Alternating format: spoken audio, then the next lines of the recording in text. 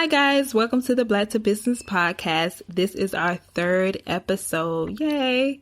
So we have the lovely Miss Amanda Spann with an extensive resume. So I have to go through all of this because it's so amazing. Amanda is currently the founder of Spann Company, which is a consultancy, which is on a mission to simplify marketing. Basically, she's making marketing easy for small businesses on a budget. She's also the founder of Alchemy app, which is a cocktail recipe and bar locator app. Wow.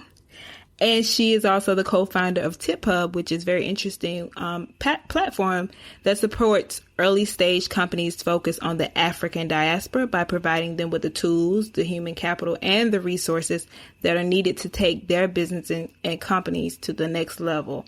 So we're so proud to have her here.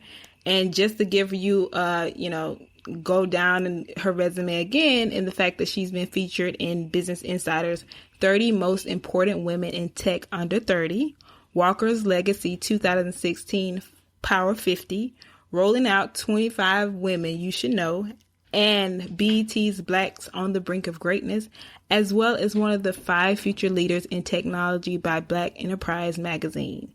And before we get started, Amanda, I just want to tell everyone why I invited you to the show. Again, thank you for being here. Basically, I think a good bit of Black to Business audience is business owners who are looking to take their businesses and brands to the next level. And a lot of them are on a budget. So what was intriguing about Amanda is that she specializes and focuses on brands who are doing those things. And I thought, it would be great to have someone who is an expert in their industry. So welcome, Amanda, and thank you for being here. Oh, thank you for having me. I really appreciate it. Of course. And just to get started, of course, we want to just going through, it was a lot. Can you just start from the beginning? Like, what was your first job? How did you get into entrepreneurship? Like, how did you do it all? Well, I come from a family of entrepreneurs, so everybody has like a job and like 3 other side jobs, whether that be, doing hair or doing nails or, my family owns a farm as well. So everybody is, either full-time or part-time entrepreneurs.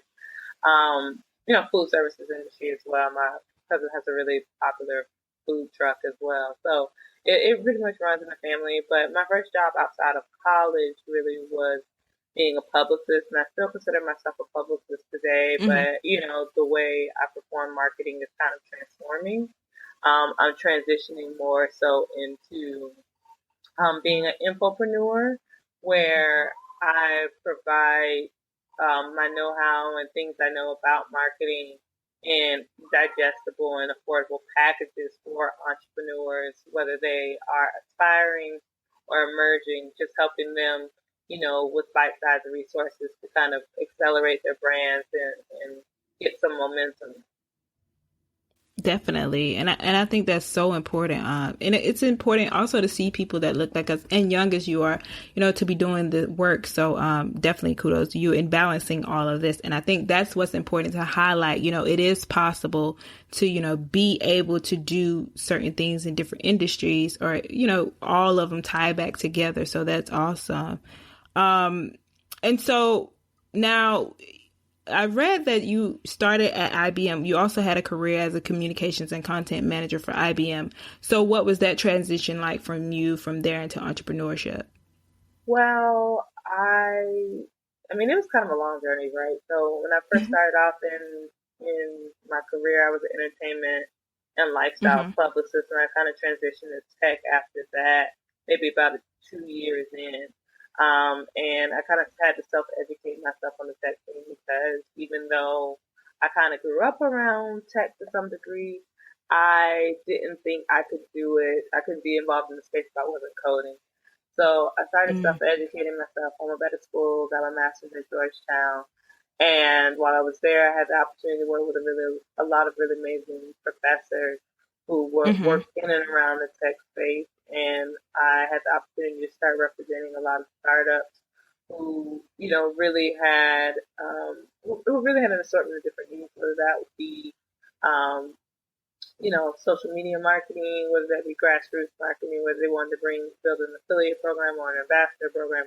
events marketing, and so forth. And so I had all the skills. I just kind of needed to transfer those skills over and apply them to the tech space. From there, I started to work with to build tech ecosystems and build communities of people who have particular interests in certain sectors of tech. And IBM kind of recruited me based on my efforts there. And so they brought me in-house to work on a lot of their internal communications and building their developer communities, and, curating messaging for them. So after that, I decided to kind of part ways with IBM sometime last year. So I've been full-time entrepreneur for a little under a year now. And it's been a wild ride. I mean, it is not easy. And, anybody who tells you it is, I mean, they are either an anomaly or they're lying, but it's very much an emotional roller coaster, and it can be very taxing mentally. So I think more so than the actual building of the business part is the mental gymnastics, the mental Olympics of it, and just staying your course throughout it, and always, keeping your eye on the prize. Definitely. And just to piggyback off that and just go into that a little more. So how did you prepare, for entrepreneurship? I don't really think there's any way you could prepare really outside of, saving up some money, if you can. Not everybody has that luxury. But, starting small and scaling up and really trying to focus. I try to encourage entrepreneurs, and, I've failed many times in other ventures, but really focusing on positioning yourself to self-accelerate. Don't plan on, okay, I'm going to build this product and then I'm going to get funding for it and then this is going to happen. I mean, that's not the worst plan in the world, but it often takes a lot longer than you think, right? And sometimes momentum takes a lot longer than you think. So aiming your company towards the best position you could be in to acquire a customer as quickly as possible is where you want to go, right? And and then, once you figure out a formula for getting that customer, now how can I get multiple customers? And how can I get enough where I can not only, cover my expenses, but have enough wiggle room to actually grow the business with a marketing budget. Right. Definitely. And you talked a little bit about the importance of how can you cater to your customer and, doing the things that your customer wants. So how did you go about getting your first clients, and what advice would you give to someone for doing so? I mean, really, you got to kind of beat your feet and not be afraid to kind of humble yourself and put yourself out there to the universe and say, this is what I'm doing. This is what I'm working on. I would really love for you to support it. And then sometimes just targeting people who have those needs. Maybe they have an interest in, maybe they're already having that need fulfilled, but maybe you do it in a way that could offer a better alternative service or, a refreshing option for them. So I think it's really just putting yourself out there and packaging, your services up in a way that's, accessible to people. It doesn't necessarily always have to be affordable. People will pay for what they want, but just making sure you can target the right customers, and then and presenting it to them in a way that makes sense for them. Right, definitely. And you talked a little bit about packaging and such. So I did want to go into a little of what you're doing currently with Spann Company, the things, especially Launch Love. So getting more into the technical questions. So based on your experience and you choosing your target market and who you wanted to market, what piqued your interest about those who are dealing with, a smaller budget or, making things more affordable? And what lessons have you learned, and what highs and lows? Well, why I kind of got into why I launched Spann Company and why I decided to, create the products that I did is because when I left IBM, I went back to freelancing and consulting and doing PR and marketing.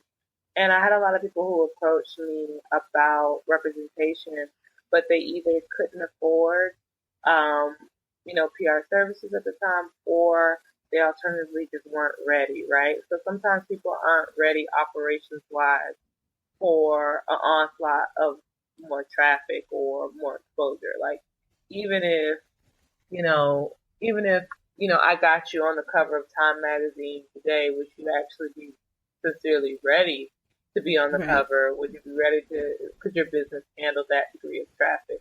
And it's like almost like the Groupon effect. Like a lot of people, get to post their business on Groupon, they go out of business because they can't handle the traffic. Um, Wow.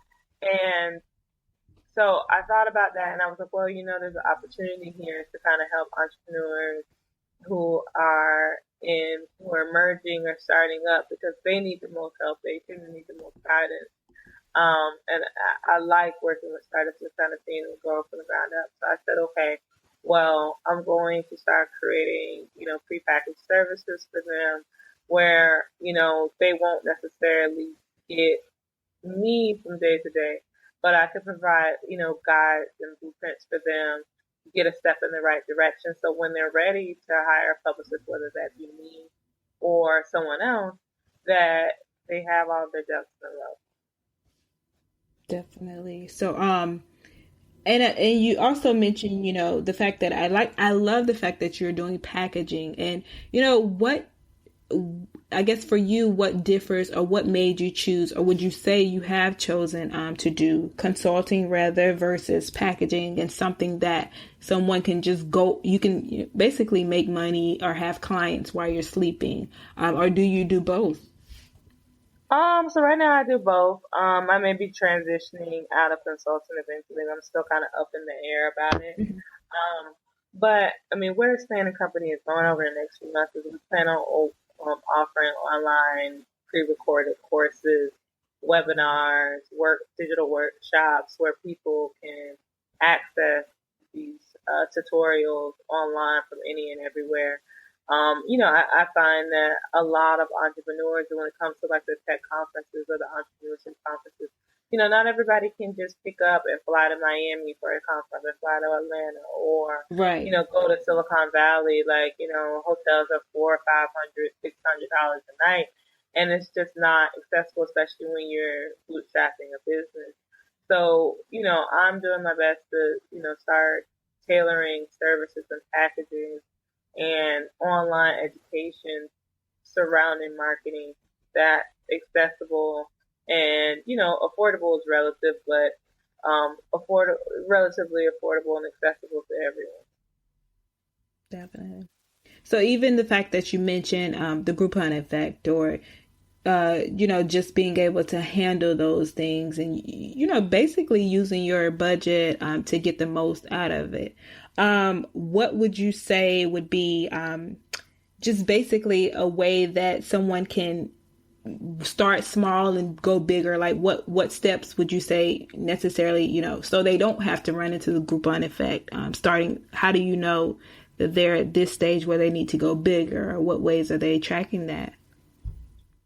So let me understand the question. I want to reiterate it. So you want to know why or at what point should they be gauging whether they should scale up or go bigger? Yes. Okay.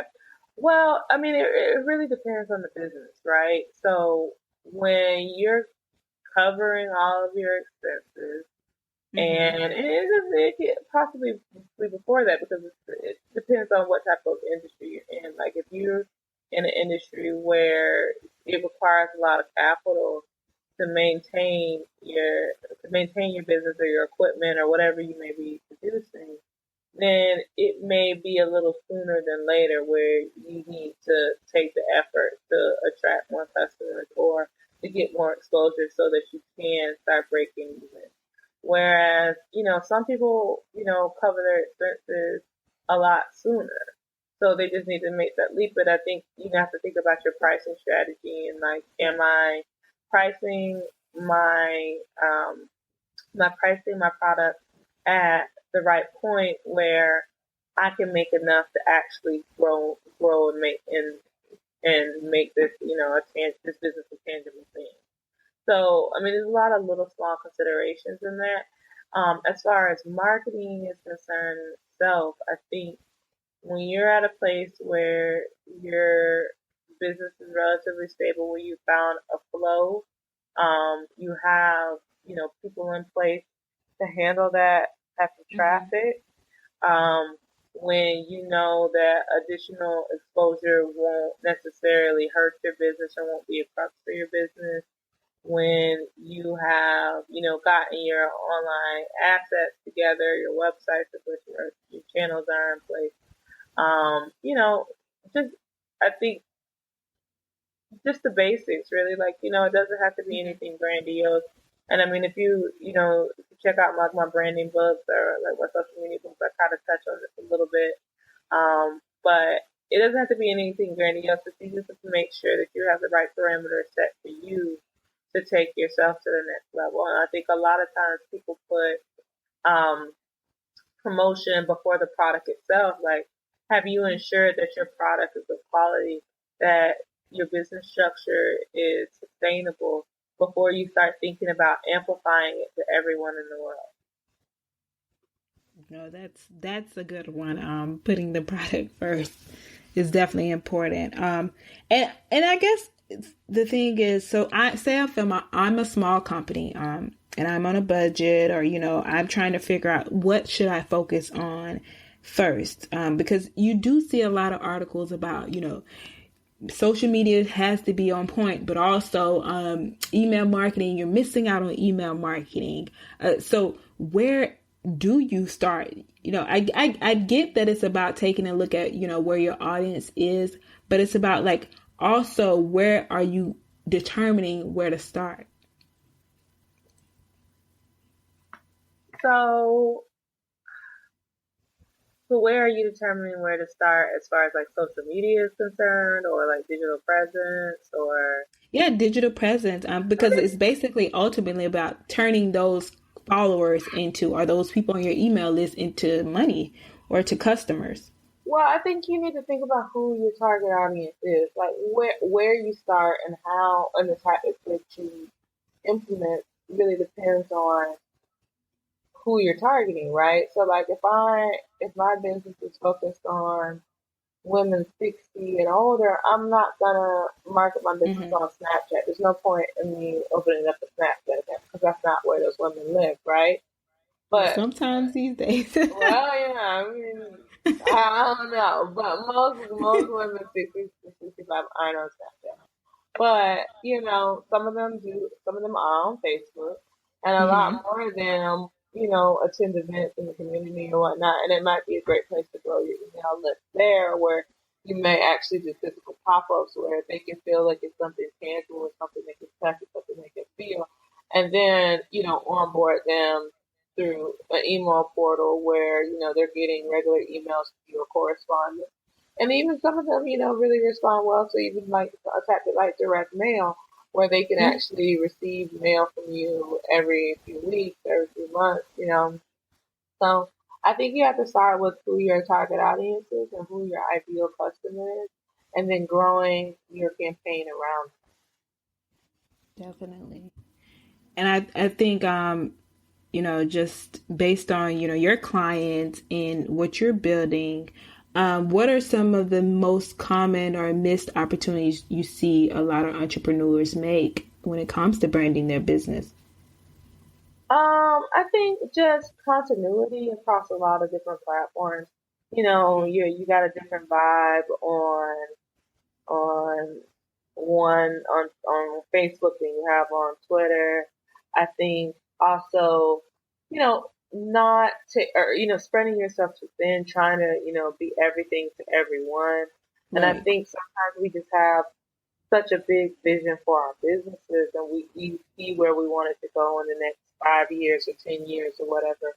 We lose sight of the fact that we just got to start with one. Like, if we, try to target everybody, we are, gonna fail to capture anybody. Right. So I think, starting with one place, one ideal customer, one persona, that you can really tap into. And then, expanding out from there gradually as the business starts to succeed. Or, you also figure out, who's not right for you by just targeting one, or maybe, if you feel like compelled to use more than one persona or more than one target customer, maybe two or three, but nothing more than that until the business actually, scales. So, I think people just spread themselves too thin. They do too much too soon. And, sometimes you just really need to start off with one great product and really push it until it gets the momentum it needs. Definitely. I definitely agree with that. One of my favorite books is, I have to find the author, but it's The One Thing, and it just talks about also the same thing you're saying. It's just doing that one thing right, and people will come, especially the people that you're trying to focus on. And if you're spread out all over the place, like you said, no one will find you.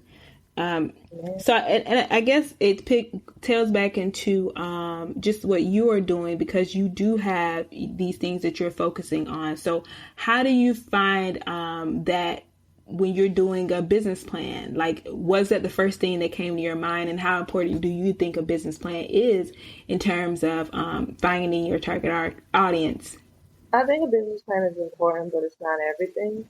I mean, you can certainly build a business without a plan, right? But you need to create like roadmaps and planners for yourself to set measurable goals to see if this is actually working, right? And if it's not working, you need to determine, okay, was it as a result of lack of effort? Was it a result of a failed tactic, or so forth? So I think, I think it's never a bad idea to start with a business plan, but don't be so dependent on like creating a 30-page business plan that it cripples you from actually starting the business. Like, you can do a business plan on one sheet of paper, right? Or two, three sheets of paper. It doesn't have to be anything grandiose. It's just, essentially a framework of mapping out your ideas. For me, when I try to map these things out, I really try to set some hard objectives for myself and really outline, really pinpoint my why. Like, why am I doing this?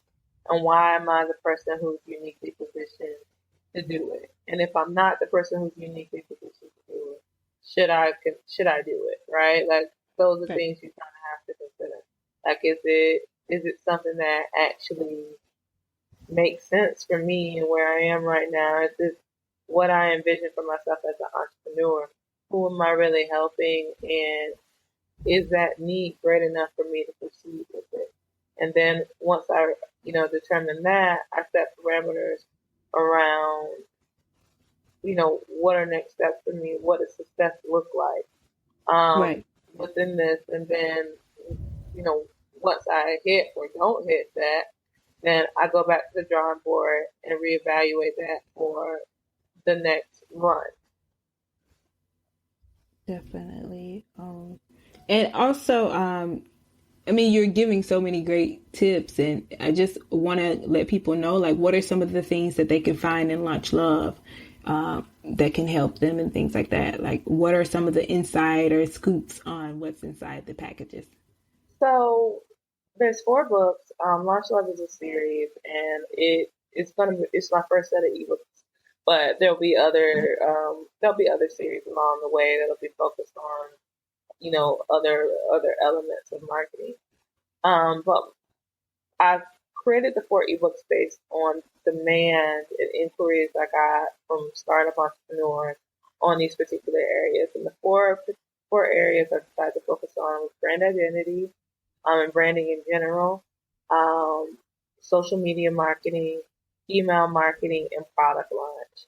And each of the books are frameworks, they're blueprints for how to, succeed in this realm of marketing. And, I give personal tips, I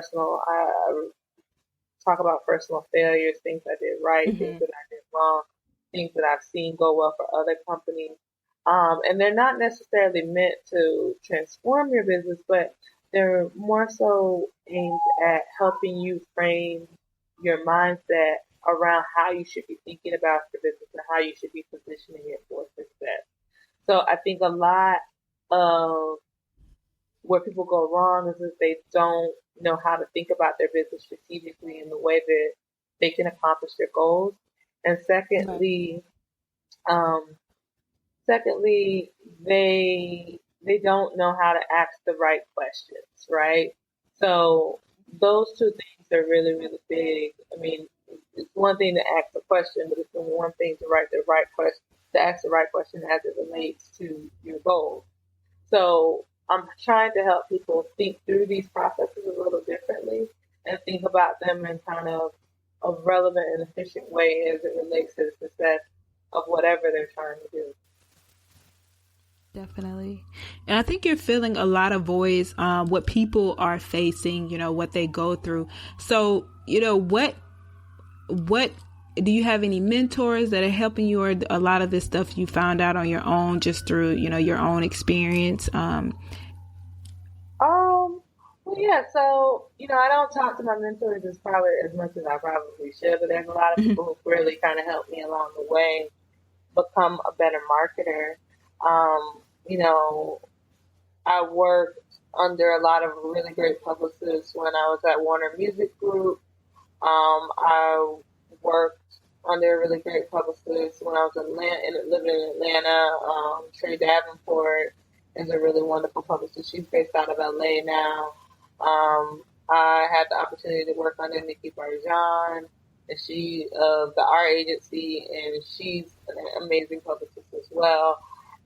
And so, I had some pretty great, guidance along the way, and they kind of showed me tough love, but you learn, and when dealing with people like that to not make those mistakes again, and it makes you a better marketer for it.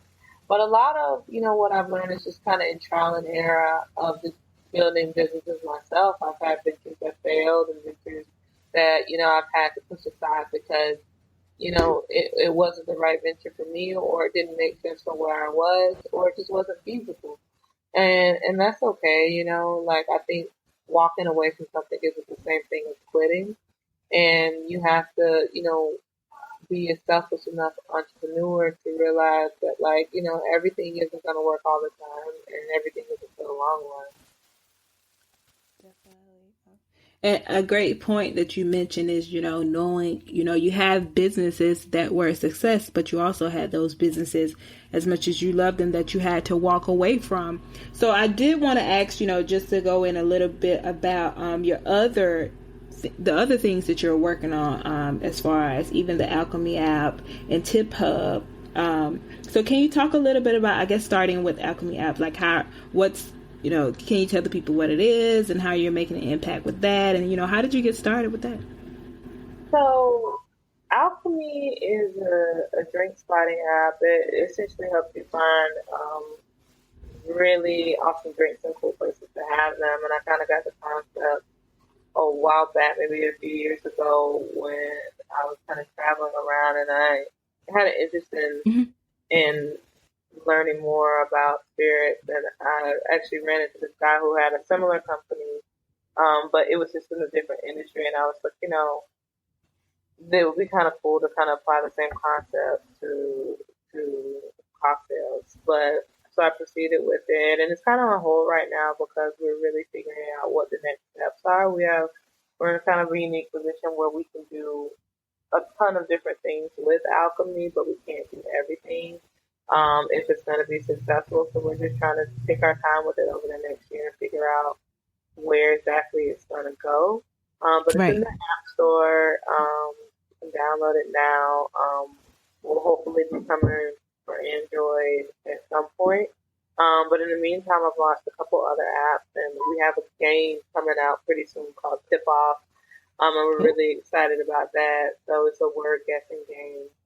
And I think it'll be a lot of fun. It's a multiplayer game. And so, when that launches out, I'll be sure to send over some additional information. And then Tiphub, similar names, but Tiphub, we actually just wrapped up a hackathon with New Wave Telecom and Technology. So we did a VR meetup and that was pretty awesome. We did it in affiliation with Microsoft. And we had Chris Broadway Romero, and he is a hologram designer. So he did the Older Bastard, and I think Tupac, and a few other artists. Holograms had rocked the bells, so we had him come in and we did a HoloLens preview and had him talk about his experience and how he got involved in hologram design in the DMV area.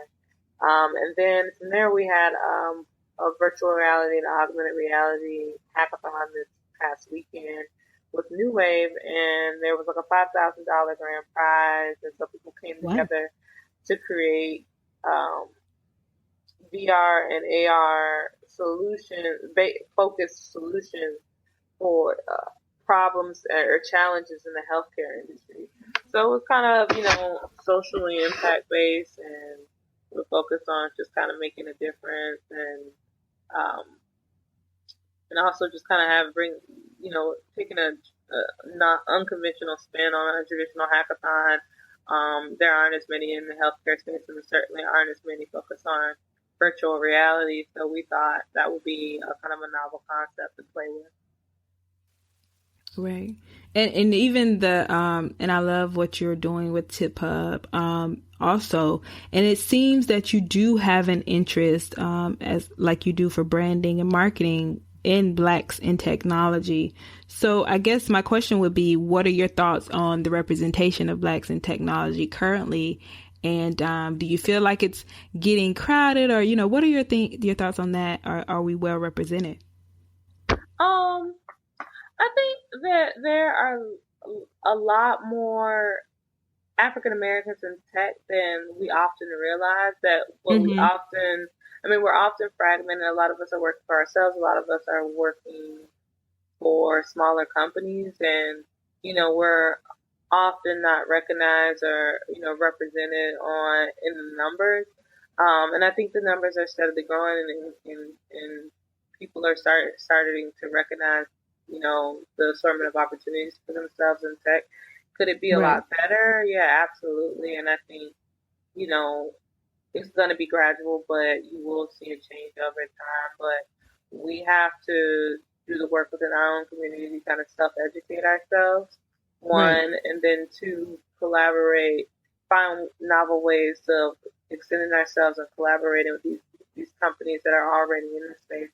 And then they have to also do their parts to ensure diversity of thought in the industry, in the sector, and within their own companies. A lot of people just simply aren't doing the work to extend themselves to minority groups, just not even African Americans, just minority groups in general. And I don't think it's intentional or malicious. It's just that people tend to gravitate towards or lend additional jobs or resources to people who they know. And if your circle is fragmented or is very inclusive, fragmented is not a word, but inclusive or segregated, whether that's intentional or unintentional, you're going to get the same type of people all the time. So I think it's important to the success of the industry and the success of the economy that we start producing more, diverse and dynamic products that represent all Americans. Definitely. Well, I'll tell you, you are definitely making it hard to ignore. You have apps and, branding and marketing, and it is definitely been a well representation. And of course, the question I'm going to ask is, I bet people are wondering, well, she's doing tech, she's doing branding and marketing, how is she funding these ventures? And it's not the fact that you're only working on one thing, you're working on like 3, 4. So, can you talk a little bit about, the funding and financing? Well, a lot of the things that I do, I self-fund. And I believe, and I talk to people about this all the time. I mean, I think you should, invest in yourself before you ask anyone else to. But, more recently, I've started to partner with a lot of people to, with some of my existing ventures, I have partners. And, it's best because you can't carry everything yourself. So I work with other partners and we kind of share the financial burdens. But I mean, the end goal is to make enough money where, you know, you don't have to carry that anymore. So that's Right. why it's important to move as quickly as you can to get to that place. Definitely. And I think, you know, if you want to do something, you'll find a way to do it. So you're showing people that, you know, there's no way you can't do something. There are so many resources and things out there. It's just about finding the people and having that grit to do it. So definitely. And I guess we'll go into the ending of, you know, what, based upon your experience, based upon what you've done over your career, you know, what advice would you give your 23-year-old self? I would tell them to really think about what you're doing, really think about if you want to be doing this for the next 5 years or the next 10 years. And like, is the vision that you're pursuing, is it sustainable? Is there a wide enough audience to actually support its growth? And so, you know, I think when I was 23, you know, I had business ventures then, but I wasn't thinking about sustainability. I was just kind of thinking about getting the idea out of my head. Right. And so I think I think when you're 23, you're looking at the world from a very narrow perspective. And you have to think about, is the problem I'm trying to solve, you know, outside of my immediate bubble? Is it really going to affect people outside of me? And, you know, sometimes that's a yes, but sometimes that's a no. So I think you just have to have a broader perspective about problem solving and about entrepreneurship and understand that entrepreneurship is very much about sacrifice and being willing to, you know, make the concessions you need to actually make an idea happen or bring some value to people, even if, you don't always feel like they deserve it or they want it or they appreciate it. So it's just not always glamorous, and it's going to be a long ride. Right. Definitely. And of course, you know, what does the future look like for Spann Company? So, like I said a little earlier, we're working on a few courses to release over the next few months. There's going to be, you know, digital courses, digital workshops, master classes that people can access from the website, and they can just download in real time. And so, you know, you can learn on your own time and your own dime. You don't have to, you know, set particular hours so when you're going to learn these things. You can learn at your own pace and you see the acceleration and build your business around that. So I'm looking forward to just producing more collateral and, you know, just getting out more entrepreneurs. Definitely. And I have to ask, so what tools are you currently using, you know, that keep you organized? Like, what are your top tools that you're using? I use Aweber a lot. I use just like an email platform. I use Lead Pages. I am slowly integrating into this platform called Simplero. What's it called? Simplero, Simplero. It is a platform that helps entrepreneurs really amplify and sell their digital goods and products. And so it has a lot of really interesting and intricate tools within it that really make it easy to disseminate any type of like digital product to the masses. What else do I use a lot? Those are kind of the big three right now. But definitely Aweber, definitely Lead Pages, and of course always WordPress. I'm always a fan. There's a certain different widgets out there that, you know, can make your website really pop. Okay. And I guess the last question would be in terms of this round is, you know, how do you protect your space, you know, in balancing, you know, your family, your life, but how important is that when even you get to spend time away from your business, those people that you choose to surround yourself with? It's a process. I mean, I think my best friend is actually sitting right next to me right now. She was like the impatient wait for me to get off the phone. But I think I mean, I'm not really good at balance, honestly. I'm still trying to figure that out. Um, but it's a process, and I think the first step is admitting that you're not good at it and actually setting boundaries around, what type of entrepreneur you want to be, where you want to go with the company, and like how much of your life you want to dedicate to it, and Right. scaling it up or down based on what you want. Like some people are perfectly content with just work, work, work all the time. And, that's not necessarily what I want for my life, but it's going to be a process of stepping away from that and stepping away from that in a way that the business can still, support itself without me.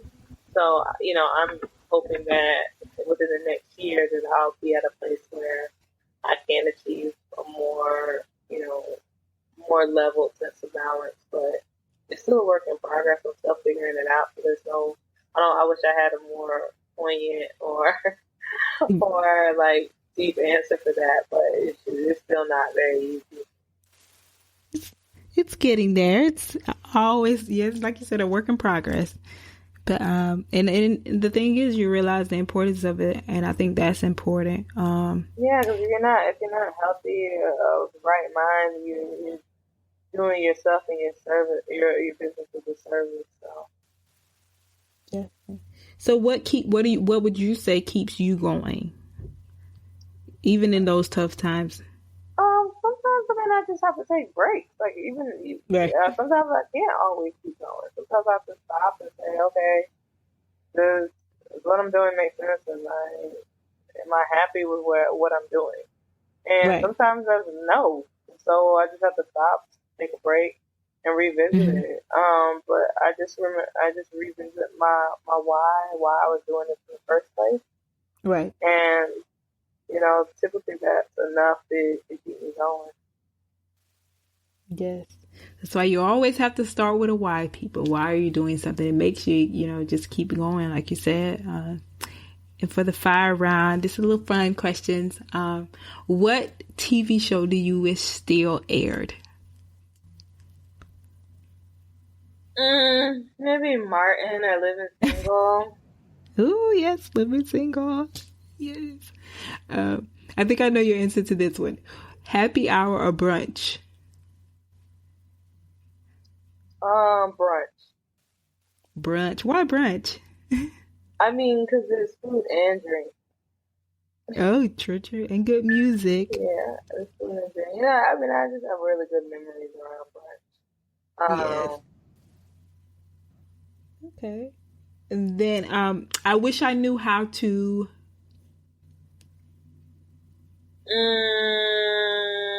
I do wish I knew how to design and develop. I don't code. And it's not something that I'm opposed to learning. It's just I haven't found the time to actually sit down and do stuff. So, and then I spent a lot of money on designers. So I wish I could. So, I mean, I wish I could design, and I'm okay with design, but I'm not good at it. So I wish I was a little stronger at it so that I could just do stuff myself. Yeah, that design, like, it's another beast. I think it's like, had I known tech, I probably would have went in while I was in school. But yeah, I get that, spending money on it. Huh? Not too late. You're right. It's not too late. Thank you for that push. It is not too late. And I definitely want to say just thank you so much, Amanda, just for joining us and giving us these tips. I think it's amazing what you're doing. And just even the fact that, like you said, you think about why you did something, and just the fact that you keep going. And I think it's inspirational for people to see that you're doing several things that are impactful to our community and a belief to you, and you're, being able to step outside of the community and do even great things as well. So, thank you so much. And, of course, where can people support you? How can they get in contact, and how can they support? So you can find me at Spann Company, SPP as in Paul, as in Apple, N as in Nancy, N as in Nancy. And Company.com, or you can just find me on Instagram at the Amanda Spann, THE Amanda Spann, Spann 2 N, on Instagram. Definitely. So thank you all. Thank you again. And thank everybody for listening. And of course, you can always follow Black to Business, everything at Black to Business. So thank you, Amanda, again. And we will chat soon. All right. Thanks so much. Have a great one.